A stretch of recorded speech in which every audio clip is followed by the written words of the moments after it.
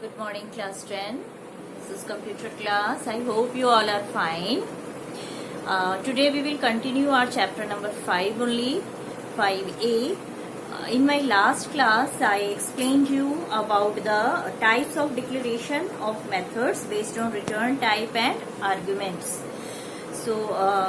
And also we have seen that what is the relation between a class and a method. And I also explained you that what is the limitation of method within the class. So today we will see that in how many ways we can call the methods. So there are two ways. Okay, this is the topic: method call or invocation of method. Means how we can invoke the method or how we can call the method. Both are same. So there are two ways to call the method. First method is call by value and second is call by reference. Okay. In this time, in this year, you have to only learn the definition, what is the call by value and what is the call by reference. But I will explain you with the help of one example also. So first of all, we will see that what is the call by value and what is call by reference. In call by value, which argument we will give, that will be primitive. Means which argument we will pass, that will be primitive, that will be of primitive data type. But in call by reference, the argument type will be non-primitive. Okay. So primitive data type, you all know that, like the integer, short, char or long, double, float. These all type of arguments will be in call by value. But in call by reference, it will be of non-primitive data type. You all know that non-primitive data types are classes and arrays. So now next point is about the call by value. There are separate memory. For separate memory, we will allocate for actual and formal parameters. Okay, and in call by reference, there will be no separate memory. Separate memory will not be allocated for actual and formal parameter. You can understand by real life example, like your teacher. Your teacher will give you a worksheet. Teacher will give you a worksheet to solve. Means there are 50 students and she will distribute the 50 worksheets among the students, among the 50 students, and she suppose that she will tell the students that they have to solve in those sheets which is provided to the students. Okay, so all children will get their own copy. They will get their own copy and they will do it in their own sheets. Okay, means original copy is safe with the teacher only. This is safe with the teacher. Okay, and in other hand, you can understand that teacher has made the question paper, teacher has prepared the worksheet, and she has given that same worksheet to do to the child, and the student will do, he will solve in the same sheet which is made by the teacher. Okay, did you understand the difference between them?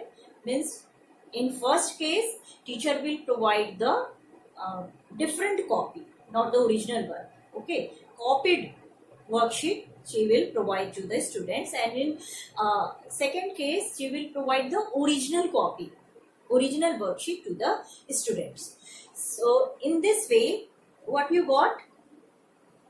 In call by reference, the memory is not allocated. When separate sheet is not given, same memory, same sheet will be given to the actual and formal parameter. Okay, like teacher has provided the same sheet which was with her. But here in call by value, separate memory will be allocated to actual and formal parameter. Okay. Now the third difference. What is the third difference? Now we will see the third difference. Now the third difference: any changes in the arguments is not reflected back in the original values in call by value, and in call by reference, any changes taking place in the arguments is reflected back in the original values. So just now I was given the example that maybe teacher has distributed the duplicate sheets among the students. Okay. So whatever they will do, whatever students will do, that will not affect to the teacher's copy. It will not affect to the original copy. Okay. So in the same case, in the same way, in call by value, if I will write anything, if I will solve that worksheet, and whatever I will write, that will not affect to the original copy. Okay. What is in the teacher's copy, what is in the original copy, that is safe. That is with the teacher. It will not be changed. But in other hand, if teacher will give the original copy, what happened? Whatever I will write, right or wrong, whatever I will write, that will reflect to the original copy, and it will change the original values. Whatever work I will do, that will change the original copy. Okay, because I am doing the work in the original copy, not in the copied one. Okay. Next one, next difference. The actual parameter are copied to the formal parameters. You can understand it with another example. Teacher has written the question in the board. Okay, she has written the question on the board, and she said that you all have to write down the same question in your copies, and then you can apply your work. You can solve in your own way. So different children will solve in the different way. Okay, suppose same solution, same problem, but the solution will be given in different way by the different students. So you can say that actual parameter means what is the actual question, that will be first copied in the copies, in the copy of the students, and then they will do the work on it. Okay, so actual parameter are copied to the formal parameter, means who will do it. I already in class 9 I explained you what is the actual parameter and formal parameter. Just like that, actual parameter, like I am means teacher is the actual parameter. She will ask the question, what is the 3 plus 4, but you have to solve, you have to do the process to do this sum 3 plus 4. So you will do it, means you will define this sum, you will do these all processing. So you are the formal parameters. You will take those two values. Okay, you will take those two values and you will process it. So you are the formal parameter, where we will write the definition, that is the formal parameter. And actual parameter means who is passing this value, who is giving these values.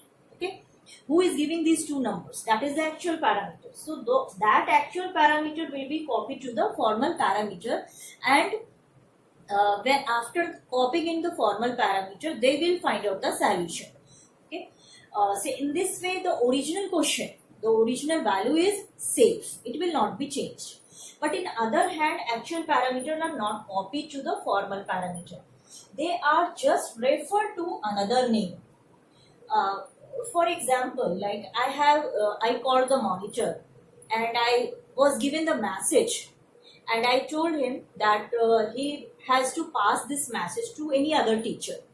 Okay, so my words, my same words, which message I was given to the monitor, that same message will be given by that student. Means only the name is changed. My name to monitor's name. The name is only changed. Name is only changed, but the message is same. Same to same message he will give to that teacher. Okay, means he is just my reference. The monitor is just my reference. He is according to my message, same by same, line by line, he will give to that another teacher. Okay, so in this way, what you have seen, there are certain differences between the call by value and call by reference. In both way we can call the method, but in call by value, the original copy, the original data will be copied to the formal parameters. Okay, original data will be copied, but in call by reference, what happened? It will not be copied, it will just refer by the another name. And in call by value, if I will do any changes, it will not affect the original value. But in call by reference, it will, of course, it will change, it will reflect the original value also. And one more difference, in call by value we are using primitive data type, and in call by reference we are using non-primitive data type. Now I will explain you with the help of one example. So now this is the example for class by value. Okay, my class name is call by value. Inside this class I will declare one function CBV. CBV means call by value.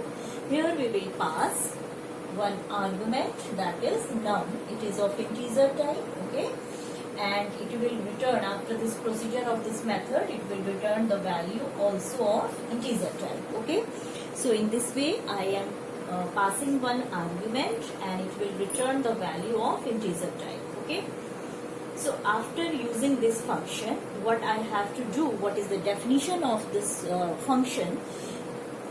First of all, I will pass the value in the variable num. I will pass the value 45, and after that, after passing that value, it will return the value of num. It means it will return the value 45. Okay, this is the definition of this function CBV. Okay, now we will come to the main function. You all know that your program execution will start from only main. So when you will execute your program, first of all, compiler will reach to the main function, and here in main function I declare two more variables, mx and mz. Both are of integer type. Mx value is 15 and mz value is 30. Now what I will do, first of all, simply I will print the value of mx. I will print the value of mx, and mx is equals to 15. Okay, so simply I will print here mx1 equals to mx. Okay, now after this statement I have to call this function CBV. So I will call here CBV, and you know that here I have to pass one argument. So I have passed here one argument mx. This is the actual parameter. You all know that in actual parameter we are not giving the data type, and in formal parameter we are giving data type. In formal parameter actually we are writing the definition, and in actual parameter we will just pass the value, or we will call the function. So when we will use this function CBV in the main, what I have to do, I have to also store the result. After this procedure I will also store the result, okay, in one variable. That variable is mz. Means when we will apply this function in our program, in the main function, when we will call the CBV function, and after the execution of the CBV function, which value it will return, that will store in the variable mz. Okay, and mz, of course, it will be of integer type, because this CBV function will return the value of integer type. Okay, and already my mz is integer type. Okay, I initialized mz by 30, but after using this function, this value will of course change.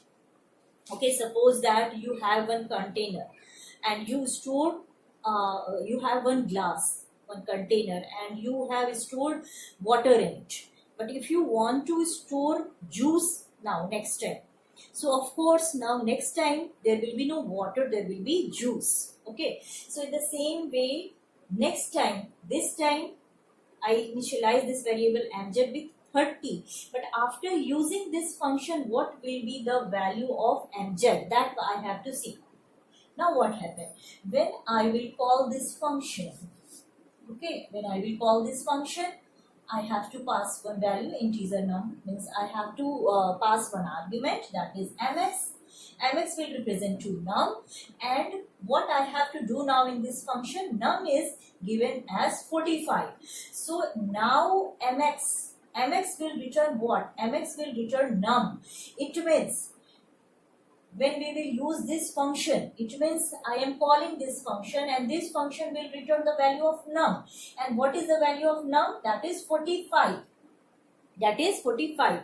So it will return the value 45.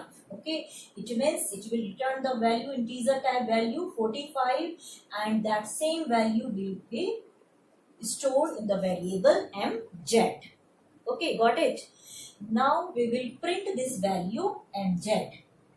After calling this function, we will print this value mz. So mz is equals to mz. Now the new value of mz.